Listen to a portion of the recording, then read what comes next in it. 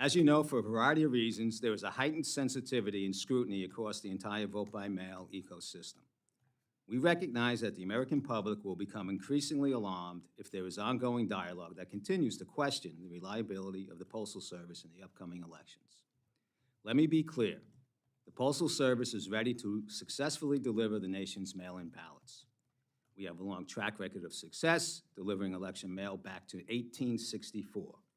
Even during the global pandemic in 2020, we were successful in delivering historic volume of mail-in ballots during the presidential election year, delivering 99.89% of the ballots from voters to election officials within 7 days, our recommended common sense time frame for ballot return by mail.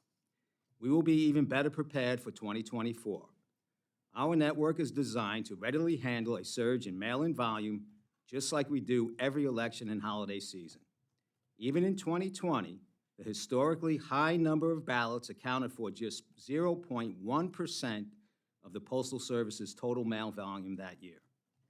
As in the past, in each general election year, we deploy what are referred to as extraordinary measures, enabling our dedicated people to expedite ballots through our system in the days immediately preceding Election Day when deadlines loom.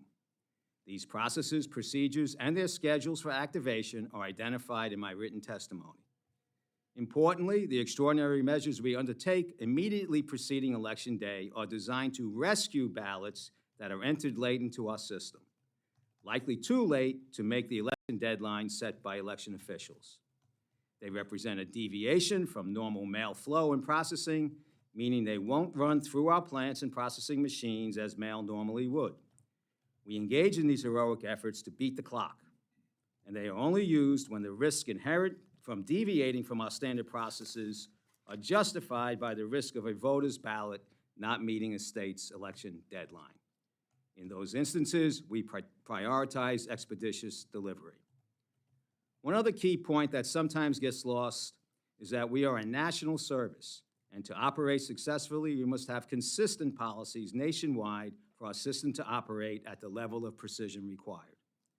Despite our own consistency, we operate as the one uniform element in a sea of variation when it comes to elections.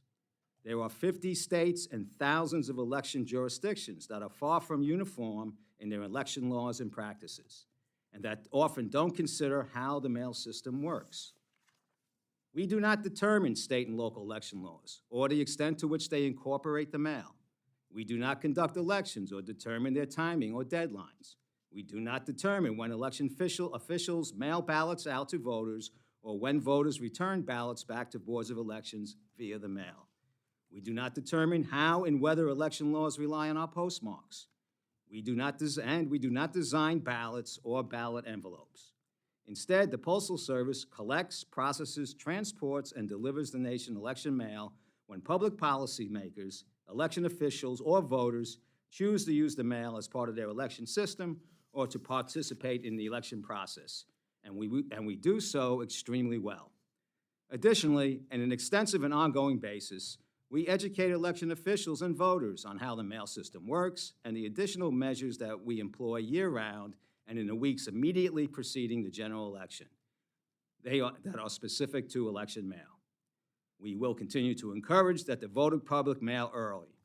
And if they choose to return their ballot by mail, we recommend they do so at least 7 days before it must be back to their election official under the laws of the state where they are voting. That's the key to everyone's success, and we could use your help in communicating that message. Finally, internally, we are collectively working around the clock to communicate with all stakeholders in the voting ecosystem and address and resolve any issues. We are utilizing resources from the Inspection Service and the Inspector General to help ensure that we successfully deliver the nation's election mail. Let me end where I started. The Postal Service is fully ready to successfully deliver the nation's mail-in ballots for voters who choose to use us to vote. Mr. Chairman, that concludes my remarks, and I welcome your questions.